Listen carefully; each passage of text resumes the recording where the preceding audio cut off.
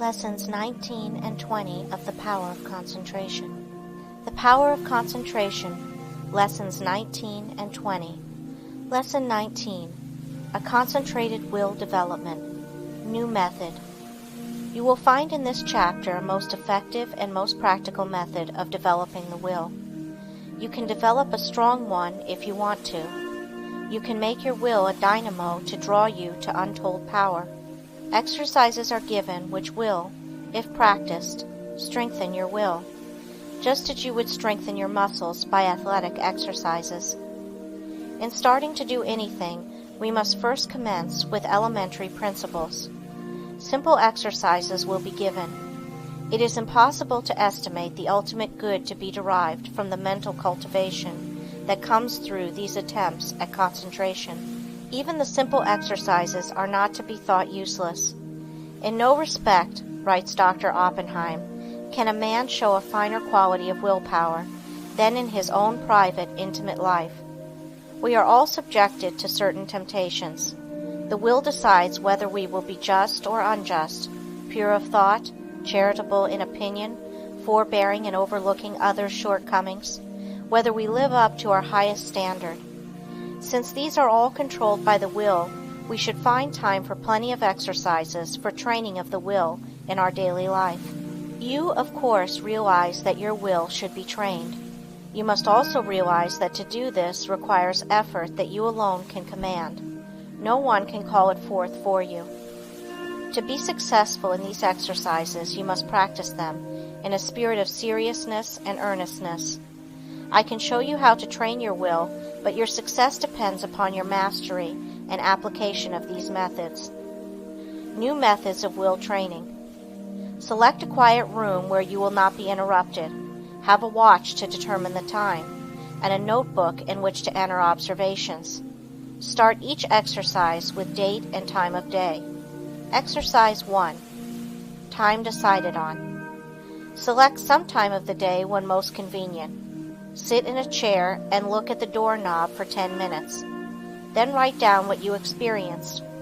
At first it will seem strange and unnatural. You will find it hard to hold one position for 10 minutes. But keep as still as you can. The time will seem long, for it will probably be the first time you ever sat and did nothing for 10 minutes. You will find your thoughts wandering from the doorknob, and you will wonder what there can be in this exercise. Repeat this exercise for 6 days.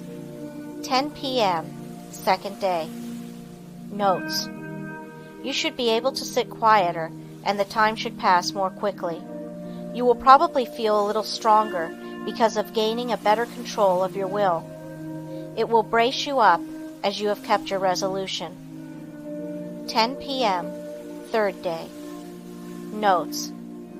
It may be a little harder for you to concentrate on the doorknob, as perhaps you had a very busy day and your mind kept trying to revert to what you had been doing during the day.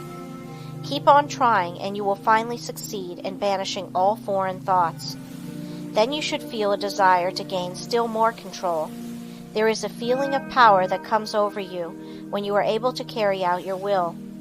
This exercise will make you feel bigger, and it awakens a sense of nobility and manliness. You will say, I find that I can actually do what I want to, and can drive foreign thoughts out. The exercise, I can now see, is valuable. 10 p.m., fourth day. Notes.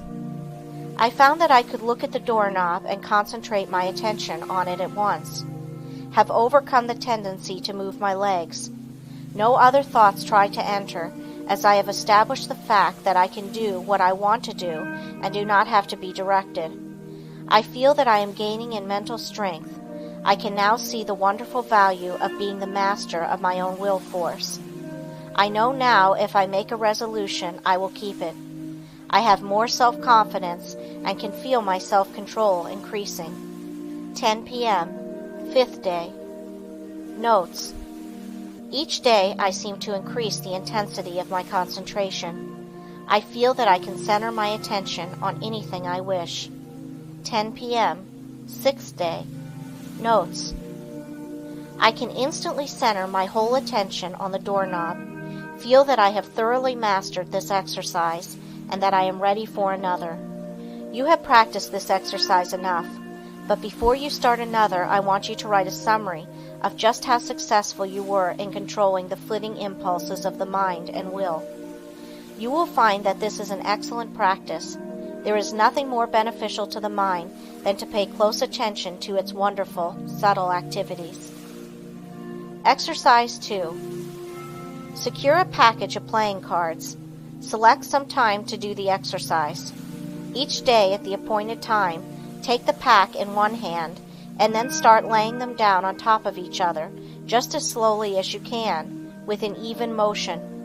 Try to get them as even as possible. Each card laid down should completely cover the under one. Do this exercise for 6 days. First day. Notes. Task will seem tedious and tiresome. Requires the closest concentration to make each card completely cover the preceding one. You will probably want to lay them down faster. It requires patience to lay them down so slowly, but benefit is lost if not so placed. You will find that at first your motions will be jerky and impetuous. It will require a little practice before you gain an easy control over your hands and arms. You probably have never tried to do anything in such a calm way. It will require the closest attention of your will, but you will find that you are acquiring a calmness that you never had before. You are gradually acquiring new powers. You recognize how impulsive and impetuous that you have been, and how, by using your will, you can control your temperament. Second day. Notes. You start laying the cards down slowly. You will find that by practice you can lay them down much faster. But you want to lay them down slowly, and therefore you have to watch yourself. The slow, steady movement is wearisome, but you have to conquer the desire of wanting to hurry up. Soon you will find that you can go slowly or fast at will. Third day. Notes. You still find it hard to go slowly. Your will urges you to go faster. This is especially true if you are impulsive, as the impulsive character finds it very difficult to do anything slowly and deliberately. It goes against the grain. This exercise still is tiresome, but when you do it, it braces you up mentally. You are accomplishing something you do not like to do. It teaches you how to concentrate on disagreeable tasks. Writing these notes down you will find very helpful. Fourth day. Notes. I find that I am beginning to place the cards in a mathematical way. I find one card is not completely covering another. I am getting a little careless and must be more careful. I command my will to concentrate more. It does not seem so hard to bring it under control. Fifth day. Notes. I find that I am overcoming my jerky movements, that I can lay the cards down slowly and steadily. I feel that I am rapidly gaining more poise. I am getting better control over my will each day, and my will completely controls my movements. I begin to look on my will as a great governing power. I would not think of parting with the knowledge of will I have gained. I find it is a good exercise and know it will help me to accomplish my tasks. Sixth day. Notes. I begin to feel the wonderful possibilities of the will. It gives me strength to think of the power of will. I am able to do so much more and better work now that I realize that I can control my will action. Whatever my task, my will is concentrated on it. I am to keep my will centered there until the task is finished. The more closely and definitely I determine what I shall do, the more easily the will carries it out. Determination imparts compelling force to the will. It exerts itself more. The will and the end act and react on each other. Seventh day. Notes. Now try to do everything you do today faster. Don't hurry or become nervous. Just try to do everything faster, but in a steady manner. You will find that the exercises you have practiced in retardation have steadied your nerves, and thereby made it possible to increase your speed. The will is under your command. Make it carry out resolutions rapidly. This is how you build up your self-control and your self-command. It is then that the human machine acts as its author dictates. You certainly should now be able to judge of the great benefit that comes from writing out your introspections each day. Of course, you will not have the exact experience given in these examples, but some of these will fit your case. Be careful to study your experiences carefully and make as true a report as you can. Describe your feelings just as they seem to you. Allow your fancies to color your report, and it will be worthless. You have pictured conditions as you see them. In a few months, if you again try the same exercises, you will find your report very much better. By these introspections, we learn to know ourselves better, and with this knowledge can wonderfully increase our efficiency. As you become used to writing out your report, it will become more accurate. You thus learn how to govern your impulses, activities, and weaknesses. Each person should try to plan exercises that will best fit his needs. If not convenient for you to practice exercises every day, take them twice or 3 times a week, but carry out any plan you decide to try. If you cannot devote 10 minutes a day to the experiments, start with 5 minutes and gradually increase the time. The exercises given are only intended for examples. Will training without exercise. There are many people that do not want to take the time to practice exercises, so the following instructions for training the will are given to them. By willing and realizing, the will grows. Therefore, the more you will, the more it grows and builds up power. No matter whether your task is big or small, make it a rule to accomplish it in order to fortify your will. Form the habit of focusing your will in all its strength upon the subject to be achieved. You form in this way the habit of getting a thing done, of carrying out some plan. You acquire the feeling of being able to accomplish that which lies before you, no matter what it is. This gives you confidence and a sense of power that you get in no other way. You know when you can make a resolution that you will keep it. You do not tackle new tasks in a half-hearted way, but with a bold, brave spirit. We know that the will is able to carry us over big obstacles. Knowing this, despair never claims us for a victim. We have wills and are going to use them with more and more intensity, thus giving us the power to make our resolutions stronger, our actions freer, and our lives finer and better. The education of the will should not be left to chance. It is only definite tasks that will render it energetic, ready, persevering, and consistent. The only way it can be done is by self-study and self-discipline. The cost is effort, time, and patience, but the returns are valuable. There are no magical processes leading to will development, but the development of your will works wonders for you because it gives you self-mastery, personal power, and energy of character. Concentration of the will to win. The adaptability of persons to their business environment is more a matter of determination than anything else. In this age, we hear a good deal of talk about a man's aptitudes. Some of his aptitudes, some of his powers, may be developed to a wonderful extent, but he is really an unknown quality until all his latent powers are developed to their highest possible extent. He may be a failure in one line and a big success in another. There are many successful men that did not succeed well at what they first undertook, but they profited by their efforts in different directions, and this fitted them for higher things. Whereas, had they refused to adjust themselves to their environment, the tide of progress would have swept them into oblivion. My one aim in all my works is to try and arouse in the individual the effort and determination to develop his full capacities, his highest possibilities. One thing I want you to realize at the start, that it is not so much ability as it is the will to do that counts.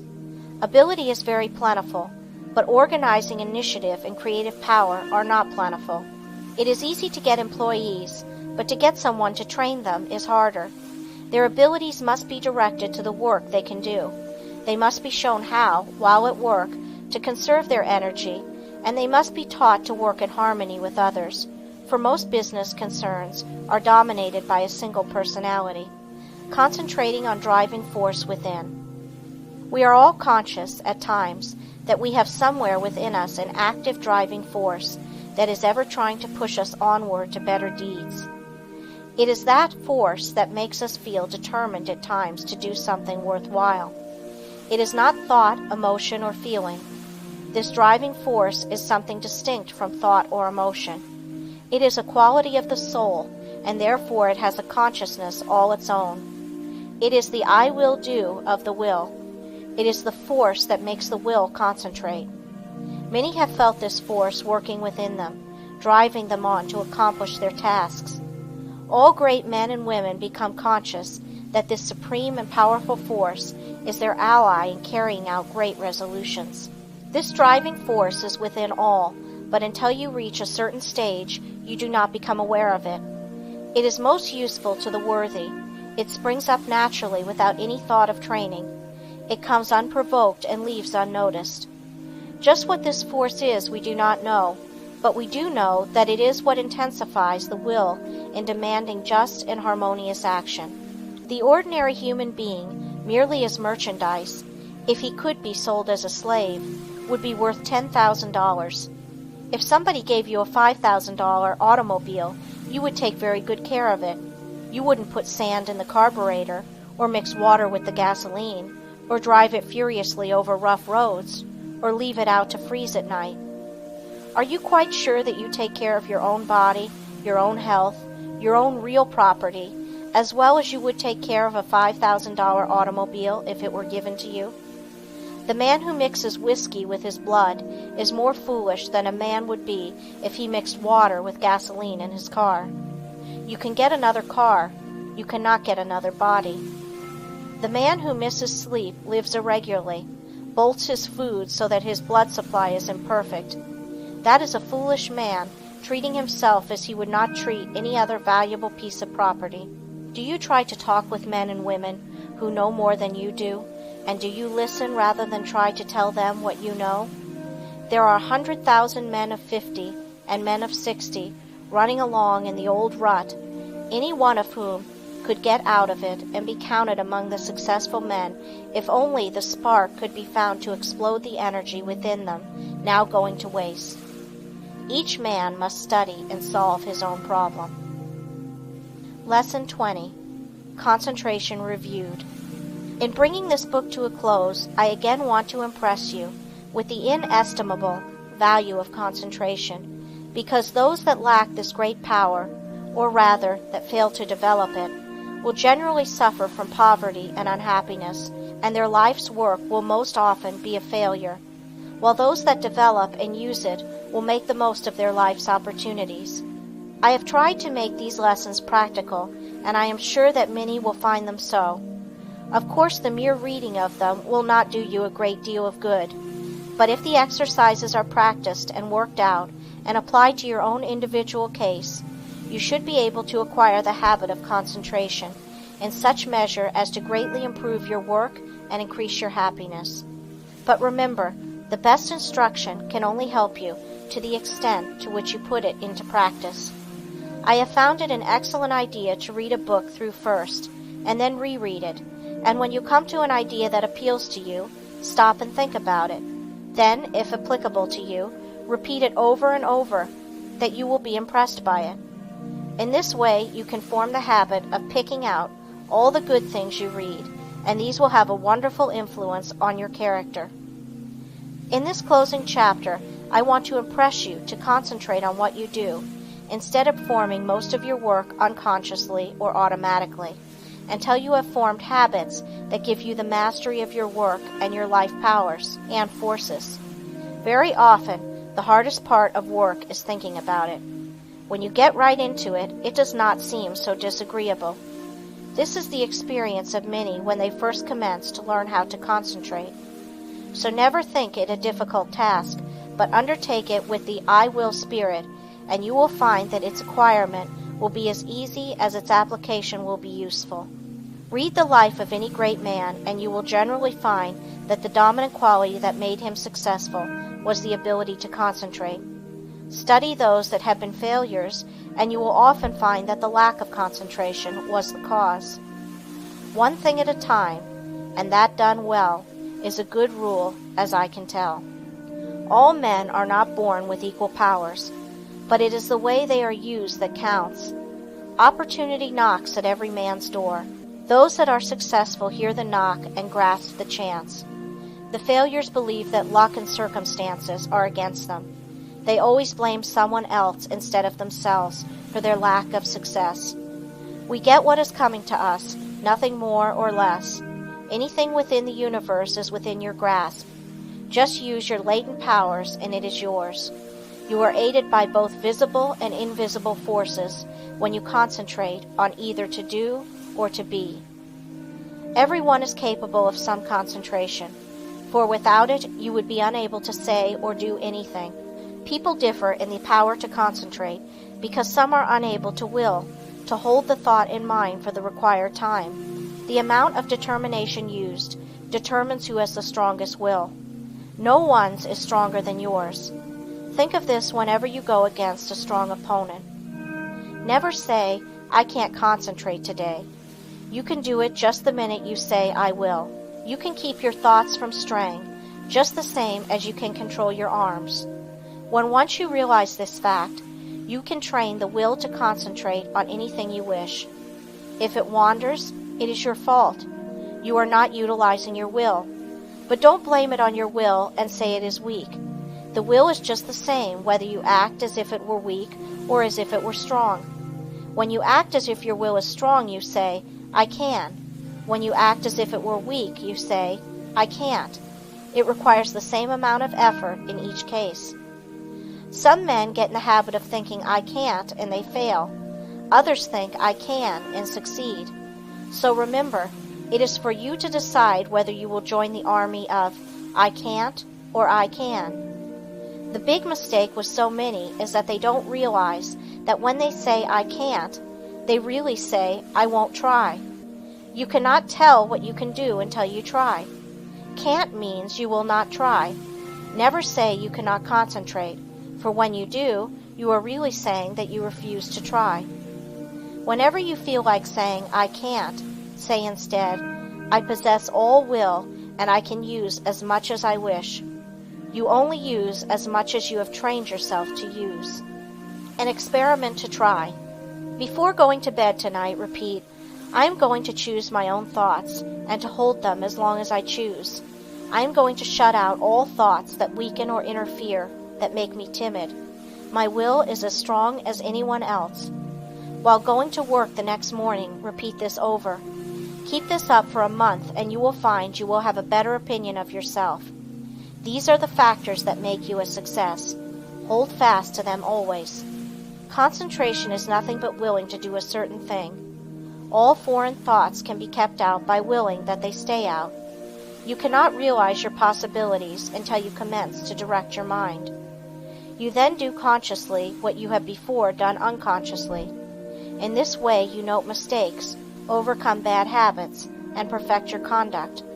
You have at times been in a position that required courage, and you were surprised at the amount you showed. Now when once you arouse yourself, you have this courage all the time, and it is not necessary to have a special occasion reveal it to you. My object in so strongly impressing this on your mind is to make you aware that the same courage, the same determination that you show at certain exceptional times, you have at your command at all times. It is a part of your vast resources. Use it often and well, and working out the highest destiny of which you are capable. Final concentration instruction. You now realize that, in order to make your life worthy, useful, and happy, you must concentrate. A number of exercises and all the needed instruction has been given. It now remains for you to form the highest ideal that you can in the present and live up to that ideal, and try to raise it. Don't waste your time in foolish reading. Select something that is inspiring, that you may become in rapport with those that think thoughts that are worthwhile. Their enthusiasm will inspire and enlighten you. Read slowly and concentrate on what you are reading. Let your spirit and the spirit of the author commune, and you will then sense what is between the lines, those great things which words cannot express. Pay constant attention to one and one thing only for a given time, and you will soon be able to concentrate. Hang on to that thought ceaselessly until you have attained your object. When you work, Let your mind dwell steadily on your task. Think before you speak and direct your conversation to the subject under discussion. Do not ramble. Talk slowly, steadily, and connectedly. Never form the hurry habit, but be deliberate in all you do. Assume static attributes without moving a finger or an eyelid or any part of your body. Read books that treat of but one continuous subject. Read long articles and recall the thread of the argument. Associate yourself with people who are steady, patient, and tireless in their thought, action, and work. See how long you can sit still and think on one subject without interruption, concentrating on the higher self. Father Time keeps going on and on. Every day he rolls around means one less day for you on this planet. Most of us only try to master the external conditions of this world. We think our success and happiness depends on us doing so. These are, of course, important, and I don't want you to think they are not, but I want you to realize that when death comes, only those inherent and acquired qualities and conditions within the mentality, your character, conduct, and soul growth, will go with you. If these are what they should be, you need not be afraid of not being successful and happy, for with these qualities you can mold external materials and conditions. Study yourself. Find your strong points and make them stronger, as well as your weak ones and strengthen them. Study yourself carefully, and you will see yourself as you really are. The secret of accomplishment is concentration, or the art of turning all your power upon just one point at a time. If you have studied yourself carefully, you should have a good line on yourself, and you should be able to make the proper interior readjustments. Remember first, last, and always, right thinking and right living necessarily results in happiness, and it is therefore within your power to obtain happiness. Anyone that is not happy does not claim their birthright. Keep in mind that someday you are going to leave this world, and think of what you will take with you. This will assist you to concentrate on the higher forces. Now start from this minute to act according to the advice of the higher self in everything you do. If you do, its ever-harmonious forces will necessarily ensure to you a successful fulfillment of all your life purposes. Whenever you feel tempted to disobey your higher promptings, hold the thought, "My higher self ensures to me the happiness of doing that which best answers my true relations to all others." You possess latent talents that when developed and utilized are of assistance to you and others. But if you do not properly use them, you shirk your duty, and you will be the loser and sufferer from the consequences.